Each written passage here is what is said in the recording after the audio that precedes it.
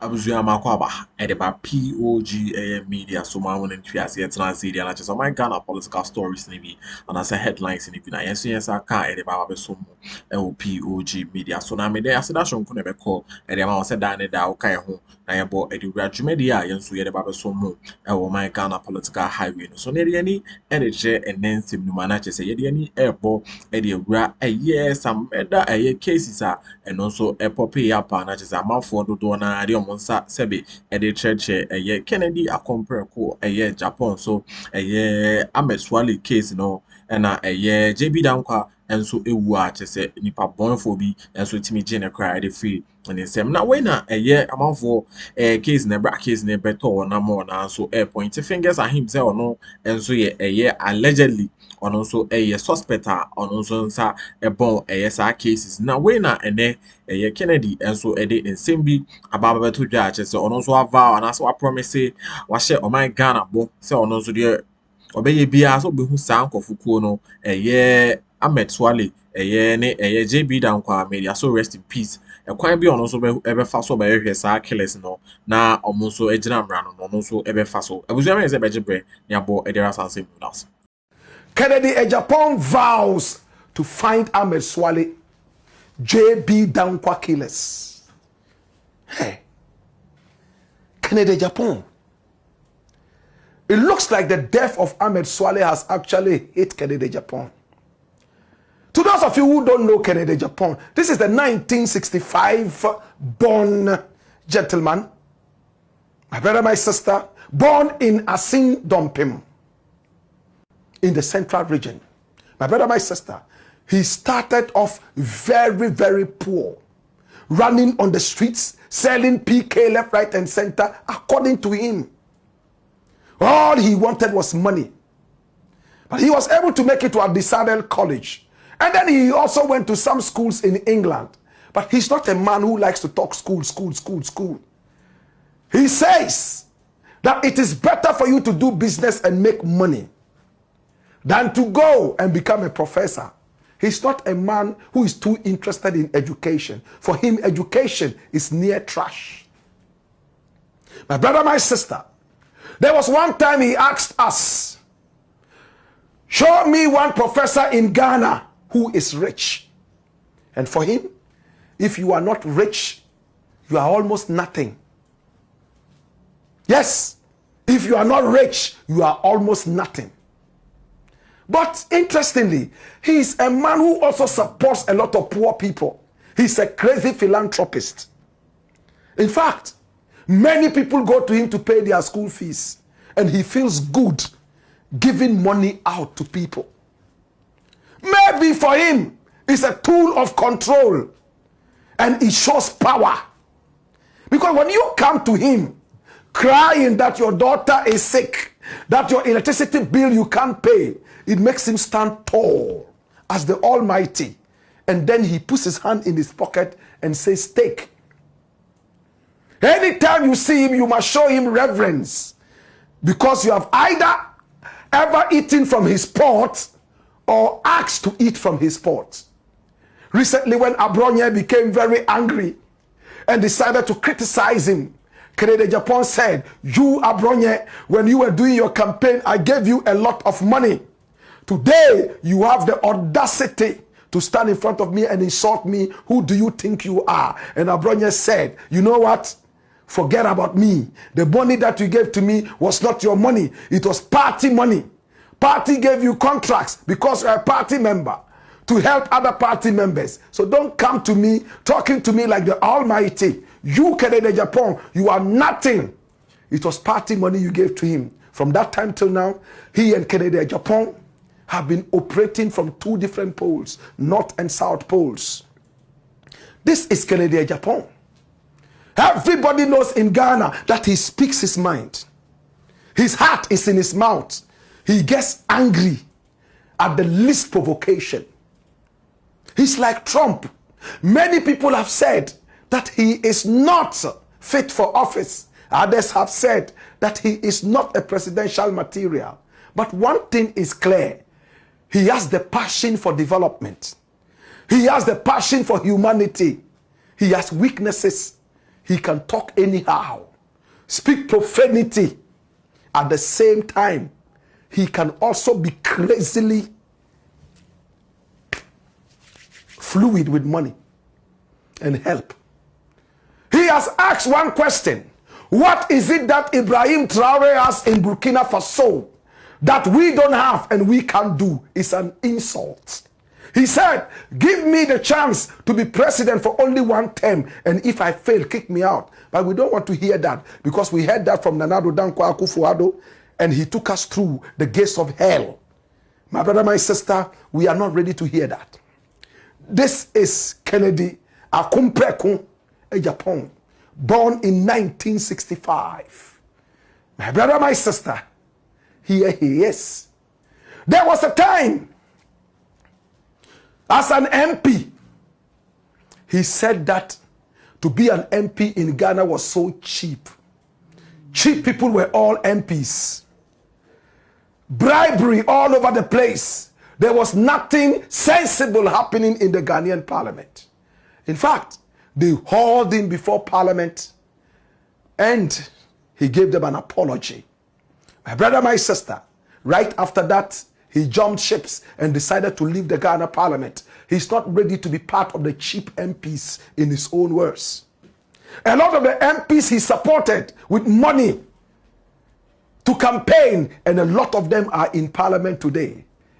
One good thing about him is that he doesn't really see who is NPP and who is NDC. When you approach him, he can support you if he can. Sometimes he rises against his own party and calls all of them fools. NPP. Excuse my language. This is not my language. This is his language. We have heard him say that several times. That his own party is so stupid and foolish, and that they will be in opposition forever. Today he has decided that he wants to be president. One of the biggest indictments in the life of Kénnédy Agyapong, two things. One, the death of Ahmed Suale. Two, the death of JB Danquah. My brother, my sister, this is JB Danquah. He was building something huge around La. In fact, by the beach, just before you reach La Palme Beach.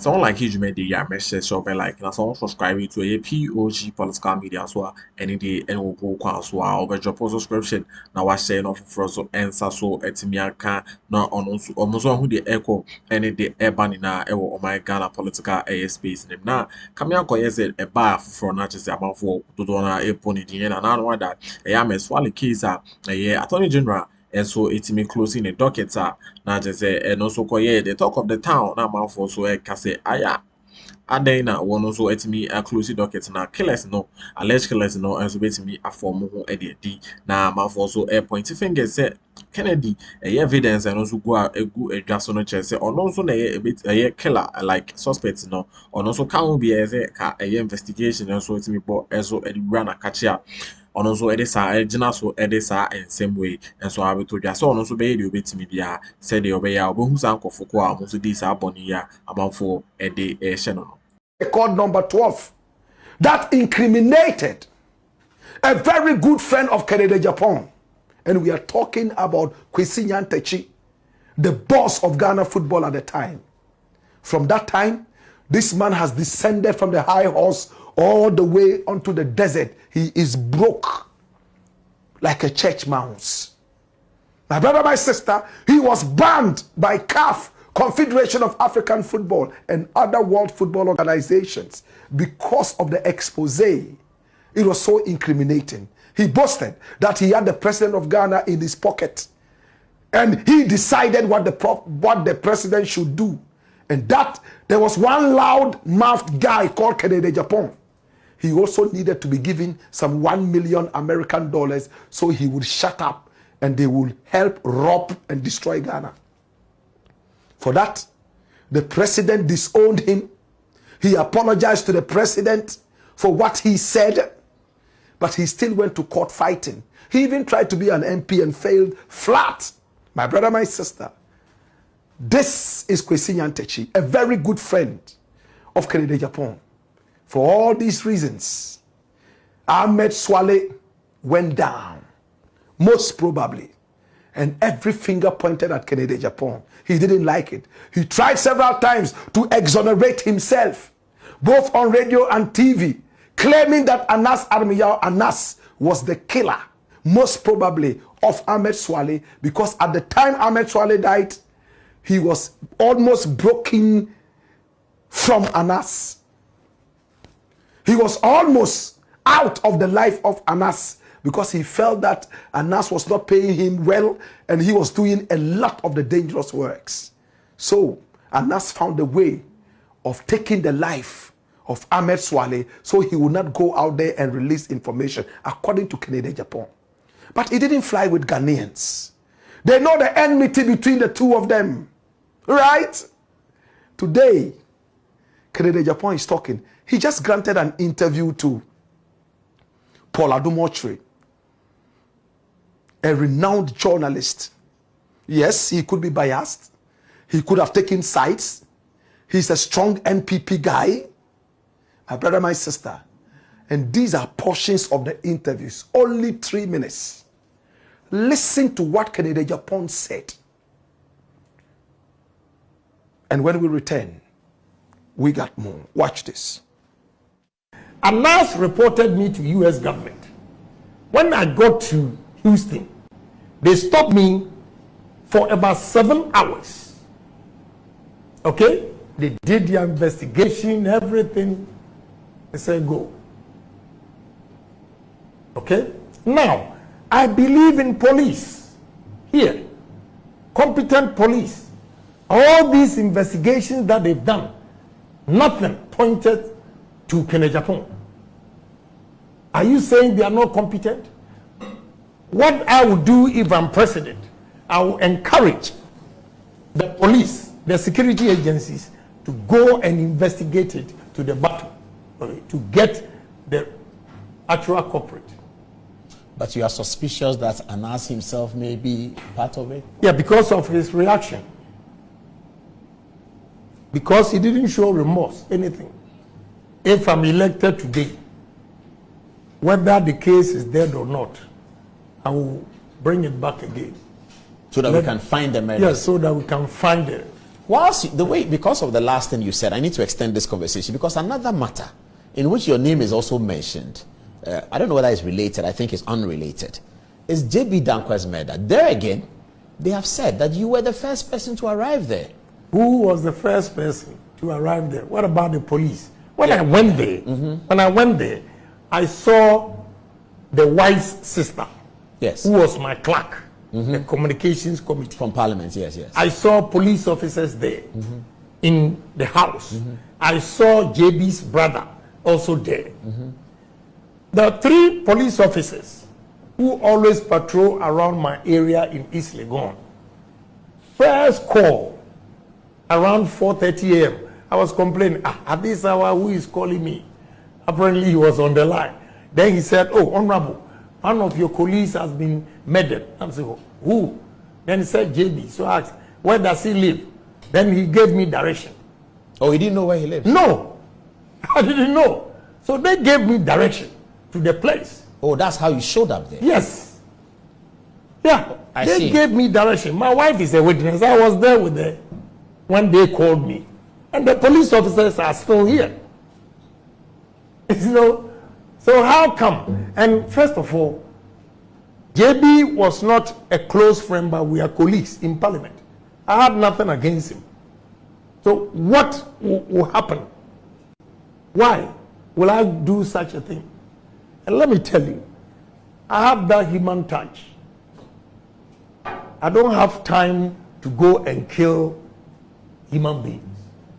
What would I gain from that? What would I gain, my brother? How long? So as president, we demand from you resolution of 2 murders. You say that you're going to resolve Ahmed Suale's murder, yes, and JB Danquah's murder. Yes. You resolve it as president. Yes. What power will you have to do it? You see, the problem is, if the president shows interest, the police will work, and I will show interest. I will show interest because it's me that have been accused. So it's important to exonerate myself, come out with the truth. That is all.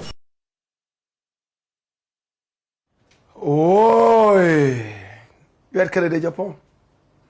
Thank you so much. We got that tape from Paul Adom Ochere's Good Evening Ghana. He says that because he's the one accused in both murders, kind of, he will show interest and make sure that somebody comes out. But there was a time he brought a name of somebody who he said was the killer of Ahmed Suale. And it turned out that it was a hoax. And again, only 2 days ago, the prime suspect in the Ahmed Suale murder, who was being held by the police, has been set free. They say he's innocent. Will this murder ever be demystified? What Kénnédy Agyapong says, when he becomes president, he will resolve those. But he has to become president first before he resolves them. I thought that the rich man that he is, he will rather hire private investigators wherever they are to resolve the murders before the elections. Is that not smarter? If I were Kénnédy Agyapong, I wouldn't wait to be brought in as president before I will resolve these murders. It looks like it's a blackmail. If you don't vote me to power, the Ahmed Suale&JB Danquah murders will never ever be unraveled. I wish Kénnédy Agyapong had said, you know what? I am a rich man, richer than the Bill Gates that I said I was. I am going to hire private investigators from America, from Israel, from Italy, from Africa. I will bring all of them together and make sure that these murders are unraveled. And when I unravel that, it behoves you to apologize to me. But your apologies I don't even need. What I need from you would be your votes. Turn your apologies into votes and make me the next president. Does it make sense? This is the Black Pot, aka Kukushodemo, where we speak truth to power. Medasi, so come on I bought a graduate say POG Media, the Banagan authentic political headlines, and the updates are a POG Media super now, so submitting me a kind of the echo and the urban in oh my Ghana political a highway so. Na Miss Charles, so bet me so about the comment section or now was waiting me editing como ediafa a media. But that's it, so Jebre, na POG Media, your best share.